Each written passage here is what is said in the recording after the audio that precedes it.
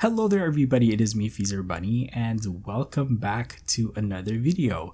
So today we are building the roommate's house here in The Sims 3, and I know it's been a while since I've done a Sims 3 video on the channel. I think it's been over 10 years, but I have been always playing The Sims 3. It's my favorite Sims game, and I'm really excited to share this project with you guys.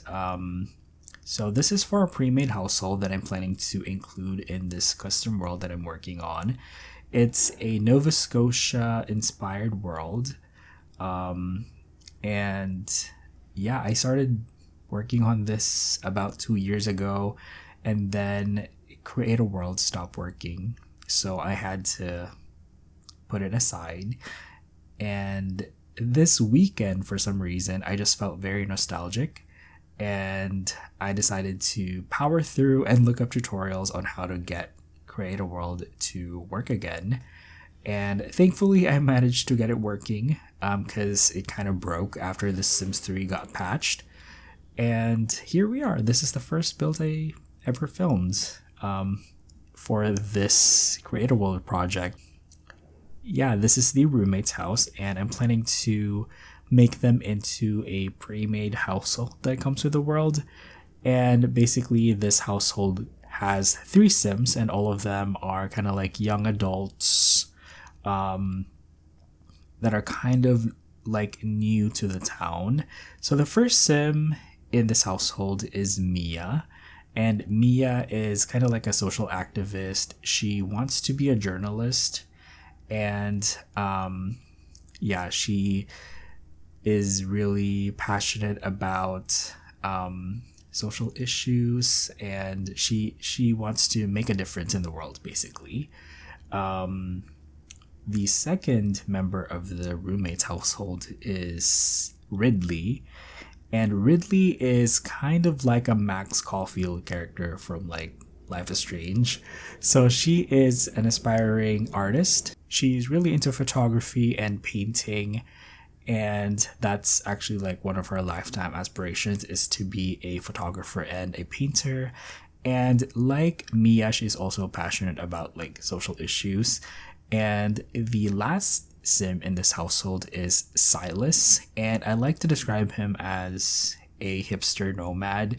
So when I made him, I actually made him into kind of like a rebel who wants to kind of like get into street art.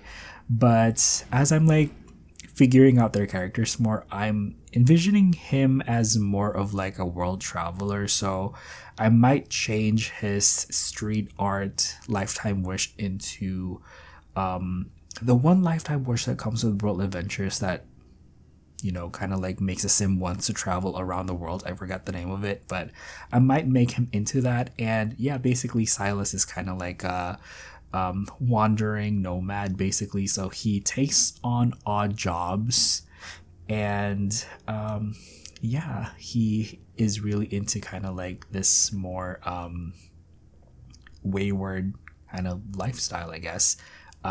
Yeah, also kind of like a hipster vibe to him as well. So yeah, the house itself is actually pretty basic in terms of like the exterior. As you can see, it looks very similar to the other houses that are next to it. This is actually kind of like in the town center of this world.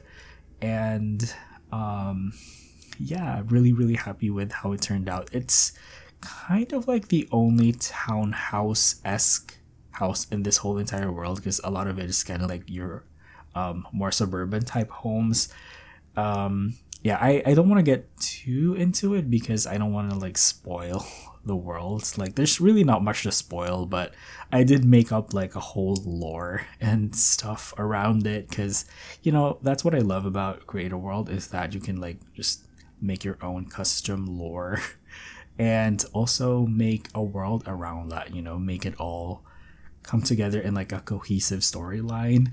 So I'm really excited to share more, and I'm really excited to know what you guys think. I feel like for a lot of people, this might be their first time seeing a Sims 3 video, or maybe just first time seeing what building in The Sims 3 is like. And as you can see, it's very different from building in The Sims 4. I would say building in The Sims 3 is a lot more similar to how it works in The Sims 2, because The Sims 4 introduced kind of like the room-based system. Sims 3 has more of like the constrained floor elevations, and I really miss that cheat. There's also like a lot of limitations as well with Sims 3, but overall I've been really enjoying this, and I felt really nostalgic, and honestly I didn't struggle that much with building this. I thought I would struggle a lot more considering it's been like decades. Not decade, it's been like over 10 years since I filmed the Sims 3 speed build. But I have been still constantly building in the Sims 3 like for my own personal enjoyment. But yeah, definitely doing a build and filming yourself like adds a whole another layer of stress. But I fully enjoyed this, and I'm so excited to like just finish this and get your guys' thoughts on it, because yeah, this is my first time showing off this project, and hopefully you guys like it, and hopefully you guys want to see more. I wanted to try something different because I feel like the channel has kind of like been stagnant for the past couple of years, and I wanted to try out something different. Also, I haven't really been that happy with what's going on in The Sims 4 right now, and yeah, I just wanted, kind of like a change of scenery basically. And I did have some Sims 4 builds lined up, but I wasn't really feeling motivated to finish those. I might finish them eventually, but yeah, not really feeling that up to it to finish any of those right now. Oh, also, before I forget, I have recently released a CC set on Patreon for public release, actually. It went up for early access last month, and by the time this video comes out, that new set, which is a historical bathroom set, should be up for free download. If you guys are interested, you guys can go ahead and check out my Patreon. I have a ton of CC on there, and not gonna lie, like, the modding community is literally like solo carrying Sims 4 for me at the moment, because that's like where I get most of my enjoyment from The Sims 4. Like, I don't think I would be playing The Sims 4 as much if it weren't for like the modding community. Like, I'm not gonna lie, like, I've had Reshade on The Sims 4 for like the past 10 years just because I feel like it enhances the game so much from a visual standpoint. And honestly, I couldn't build in The Sims 4 without the tool mod and without like the OMSP shelf and stuff like that. So yeah, really grateful for the modding community for keeping The Sims 4 fun and entertaining for me.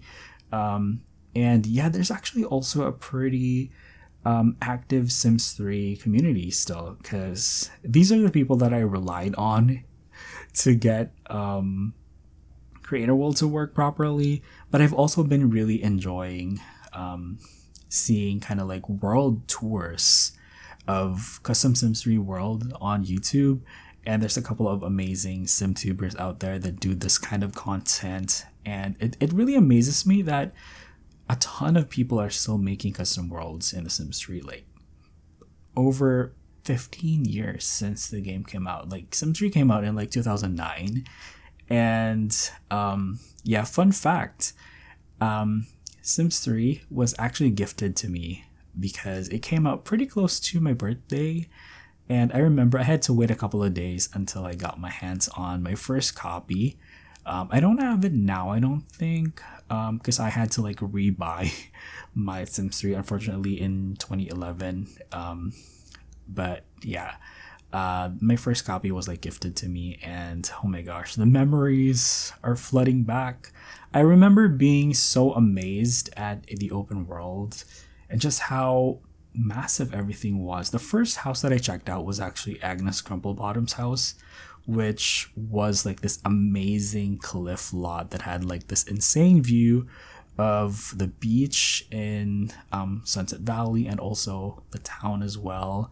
And I was also amazed at the goth house.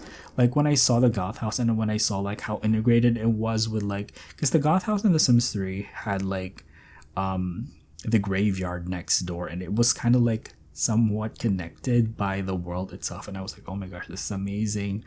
And yeah, I have put over 5,000 hours in The Sims 3.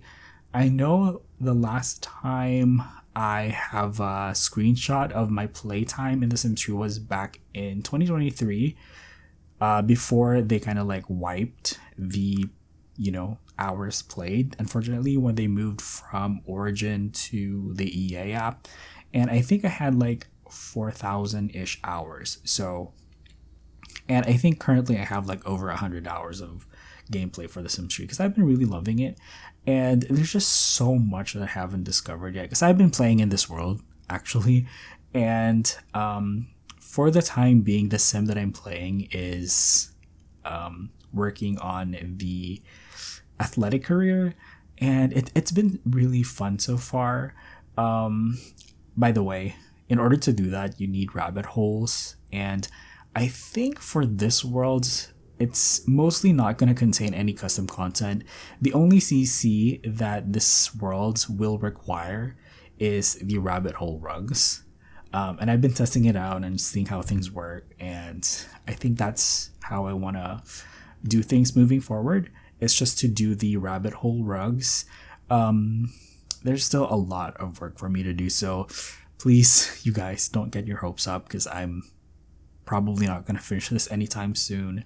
I did try exporting this, and that caused like a lot of problems, so I'm going to have to like figure this out.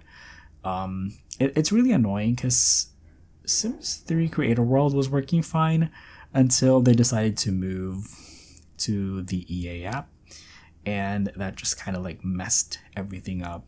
And yeah, I feel so bad for people who had like ongoing projects and their files got corrupted and stuff like that. It's so annoying. But to be fair though, The Sims 4 has also been pretty buggy and glitchy recently. Like, I've been seeing a lot of people complain about, their saves getting corrupted or the game just not working properly.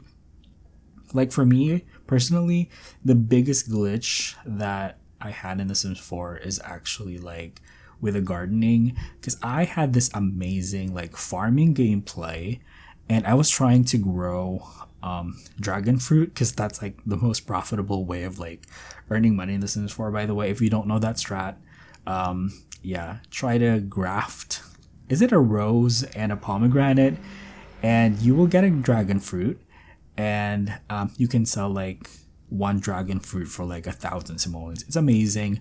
I've been trying to achieve that, but for some reason the game isn't letting me. I think they changed that system actually, where it's a lot easier now because you can just buy seeds and stuff. Or actually, I'm not sure if it might be an RNG thing, like you buy a seed packet and there's a random chance of getting like a dragon fruit. But yeah, I remember being so frustrated because it's not because of the dragon fruit thing actually. It's because of the fact that at some point during this whole playthrough of me trying to achieve the dragon fruit, like the game just glitched out and my plants would just randomly go back to like the early life state every day. Like, and it was so frustrating because I didn't know what was causing it, and it honestly like ruined my gameplay. Like, I abandoned that save, and I don't know if I'm gonna go back to gardening in The Sims 4 again because I love the farming gameplay, but I couldn't stand the whole glitching out and the plants resetting. That was just like, it kind of like ruined the whole gardening aspect for me. But yeah, I will say that I do enjoy building in The Sims 4. Like, Sims 4 gave us like some much needed quality of life improvements. Building in The Sims 4 is a lot more fun because I had to plan this out in advance, by the way, because once you start building in The Sims 3, you couldn't really move your build. If you're like one tile off, you're kind of like stuck there, and you're gonna have to like bulldoze and start over if you even want to make like the most minor changes. I feel like Sims 4. Oh, another thing that I love with Sims 4 is actually the filtering system. I feel like Sims 4 gave us like a much improved filtering system. it does get pretty convoluted once you have a ton of packs. And now that they've introduced kits to the mix, I feel, oh sorry, not kits. Well, there's kits and then there's creator. I don't know what the creator ones are called. I'm not sure if they're called kits, but yeah, the creator, custom creator thing that's in the marketplace. I'm not engaging with the Sims 4 marketplace like whatsoever, but yeah, it's starting to get pretty crazy because there's like so much DLC for the Sims 4. But yeah, actually, I'm just rambling at this point, but we just pretty much furnished the entire house. This is a shared house, so I wanted it to look kind of like, it's not like a specific person, like a combination of all of their personalities, basically. So for the living areas, it's kind of just your generic suburban. There is a TV room downstairs, which I think kind of like adds a little bit more personality. And also, I loved seeing kind of like the retro early 2000s or like mid 2000s items. Like, do you guys see like the square CRT TV and like the telephone? Oh my gosh, in the main kind of like entrance hall, there is an actual telephone, which is pretty crazy. I forgot you needed that. I forgot just how old this game was actually, because yeah, I feel like we don't really have a lot of like, we don't even have a telephone in The Sims 4, which is quite funny. A landline, as some people would say. But yeah, I was also kind of like avoiding trying to make this into kind of like a college looking place, because these people are a little bit more mature. I would say like they're probably like young professionals, and they all kind of have the same like young activist kind of vibe, very idealistic. So you guys will see later on that I put like some like activist, I don't know what those things are called, like those protest signs, I guess. I was really surprised to see those. I don't think I've ever used those when I was building in The Sims 3, like back when it was out actually, but I thought that really fit with the personality of the Sims that are in this house, that live here. But yeah, just really quickly, I feel like their bedrooms are pretty I feel like their bedrooms do say a lot about their personalities. So for Mia's bedroom, she's a journalist, so there is a computer on her bedroom, the only computer in this entire house. I did actually move things around, like change the layout a bit. And for Ridley's bedroom, obviously there's an easel and just a lot of nods to kind of like painting and photography. I did put a camera on there. There's cameras that you can buy in debug, because normally you would have to travel to like Egypt to buy camera, because World Adventures came with like 3 locations, and each location had like a different skill that you can acquire and like focus on. And Egypt was like specifically for the photography skill, France was like for the nectar making, and China was like for the martial arts. And yeah, I wanted to go for like a Max Caulfield inspired room for Ridley's bedroom, but not exactly the same. And finally for Silas's bedroom, I put like a snowboarding thing there at first, but I removed it and changed it into a poster because I don't know, I just wanted to give it more of like a hipstery vibe, and also there is a